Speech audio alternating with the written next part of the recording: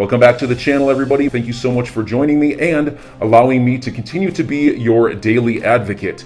If you're new here or you're not subscribed for any reason, please do me a huge favor and hit the subscribe button. Thank you to all of you who have been watching and following me for so long. It truly means a lot, and I'm glad that I can be this person. And there's an article that was written by J.W. Barrett, who is a member of the SEC's Investor Advisory Committee, so certainly to some degree an insider, I think it's safe to say. And it's literally talking about, as you can see on the screen here, SEC abuse of Howey test. J.W. Barrett, I actually mentioned him in a video within the last few days or so. He is not a fan of the way that the SEC is approaching crypto, not at all. He has seriously rebuked the way that Gary Gensler is approaching all things crypto. And in fact, in this article, kind of surprisingly, he thinks that there is a chance that the SEC versus Ripple case reaches the Supreme Court. Now, I hope it doesn't go that far. As sweet as that that finality might sound right now, from what I've understood from hearing Attorney John Deaton speak on this, I mean, you could be looking at a 5 to 7 year end date for that, with all the appeals and everything else. That's one of the reasons, to be honest with you, why I wouldn't completely hate a settlement. Yes, full adjudication is better, but there are always going to be appeals, or at least the possibility of appeals. And so, in a sense, I kind of wouldn't mind that. So anyway, I just wanted to share with you this individual's thoughts because he's rather thoughtful and he makes some incredible points which I think you're going to appreciate hearing. But before going further, I do want to be clear, I do not have a legal or financial background of any kind. I'm not offering legal or financial advice, and you definitely should not buy or sell anything because of anything I say or write. I'm just an enthusiast who enjoys making YouTube videos about crypto-related topics, but just as a hobby and just for fun. Now, Attorney John Deaton also shared this article from J.W. Barrett, and he had to say the following. Outstanding article by J.W. Barrett in Law 360. By the way, I'll just pause. Law 360 is the platform where it was first published, and then it was published a second time by J.W. on this what's it called? Veritas Financial Analytics LLC on their website. So he says, outstanding article from J.W. in Law 360 regarding the danger of Gary Gensler and the SEC's overbroad application of the Howey test to the digital asset space. J.W. recognizes that most first-time purchasers of XRP were unaware of the company Ripple. Now pause to think about that, folks. How is it that that XRP can be a security? How could it be that there's some sort of pooled monetary system, some sort of common enterprise that, allegedly anyway, XRP purchasers are a part of when they don't even know that Ripple exists? I mean, maybe you could argue that it's strongly if it were more like 90 or 95% were aware when purchasing, maybe you could have a stronger argument then. But when less than half know, that's quite the uphill climb. It's one of many reasons the SEC is going to have a bad time should this thing get to court.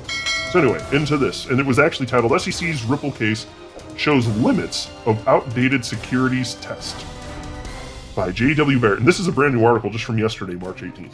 The multi-trillion-dollar digital asset market has caught the attention of Washington policymakers, including the United States Securities and Exchange Commission. SEC Chair Gary Gensler has stated in public comments and in congressional testimony that at least one of the hundreds of tokens listed on most digital asset exchanges must be a security, therefore requiring crypto exchanges to register with the SEC. Yet, when Gensler is asked by members of Congress to provide more guidance about what he means, which tokens are securities, and why they are deemed so, he will often respond that the SEC doesn't give legal advice. That sort of gotcha game is inconsistent with the rule of law and the principles of a free society. Now pause again, just remind you, he's an advisor on the SEC Investment Advisory Committee, or I think that's what's called. Actually, let me scroll to the bottom, make sure I get this right, because it's cited right here. SEC's Investor Advisory Committee, so there you go. He's a member of that, and look at how strongly he's worded. It's like, no, SEC done messed up here. Right, anyway, piece continues here though. It is worth paying close attention to the United States Supreme Court's Howey test, which determines whether an asset is an investment contract or security required to register with the SEC. A sizable component of the over $2 trillion invested in digital assets may well hinge on the correct interpretation of that test. established in the Supreme Court's 1946 SEC vs. W.J. Howie Co. A decision that has since been reinterpreted in many lower court cases in increasingly expansive ways. The SEC's case against Ripple Labs Inc. for sales of the XRP token shows the limits of the Howie test. The case, SEC vs. Ripple, was in the news earlier this month when, in a win for the defendants, the SEC's motion to strike their fair notice defense was denied by the U.S. District Court for the Southern District of New York. That defense argues that the SEC's nearly decade-long delay in bringing the case means that the SEC failed to give fair notice of the violation. The ruling likely improves Ripple's odds. If the case continues to drag on, it may even provide circuit courts or the Supreme Court with an opportunity to curtail the Howie test's current application, as in subsequent interpretations the test has strayed far from its original meaning in the Howie decision, particularly with respect to the common enterprise and profit from others elements implicated in this case. Yeah, now I'll just pause to say here, and if I can just add on to that, pile on right here. The SEC, people at the SEC, I've seen from Jay Clayton on down, I've seen all sorts of people at the SEC argue that the Howie test was meant to be flexible and account for unforeseen circumstances in the future. But the truth of the matter is, you can't shoehorn blockchain and technology and crypto into this thing. It doesn't work. Square peg, round hole? No. It simply doesn't work, but they're absolutely insisting this. And what happens as they insist is they're expanding exactly what Howie can cover, as JW is accurately pointing out here. Eventually it becomes this huge blob that you could just use it to make any legal argument you want, right? That's the direction it's headed anyway. And it's rather grotesque as far as I'm concerned. Grotesque blob. Anyway, JW continues, the digital asset ecosystem is one that the drafters of the securities laws never anticipated. Many in crypto projects are more like computer systems or information transmittal systems than they are like a publicly traded stock. They will often have tokens associated with the project that can be used to approve changes to the code to facilitate the transmission of information. The SEC is using a test that was originally applied to orange groves to determine whether tokens associated with digital asset projects need to register with the Commission. That has consequences for other participants in the blockchain ecosystem, which may also be required to register simply for investing in these tokens or facilitating their transfer. We need a new test to determine what digital assets should register with the SEC. We also need to reshape disclosure requirements so that digital asset investors in those projects that must register are getting information tailored to their needs. The SEC's ongoing case against Ripple, just one example of the SEC's aggressive approach to defining securities required to register with the Commission, puts the digital asset community at risk. Oh, folks, I just wish that, I'll tell you what, I wish that the rest of the world of crypto understood this. I mean, there are a lot that do understand, but it's mostly people just within the XRP community that really understand just how bad things could get in the world of crypto if the SEC wins here. And that's why it's just that much more repulsive that Bitcoin maxi trolls are celebrating this. Well, wait till they come for you, because there's no guarantee that they won't, I'll tell you that. Piece continues. Two elements of the Howie test include that the owners of the token have a common interest, and that they expect profits solely from the efforts of others. Ripple is a blockchain software company whose founder helped to create the XRP token, which is an alternative payment system. The SEC sued Ripple and its founders, alleging that sales of XRP in 2013 were unregistered securities. The SEC waited to bring the case until 2020.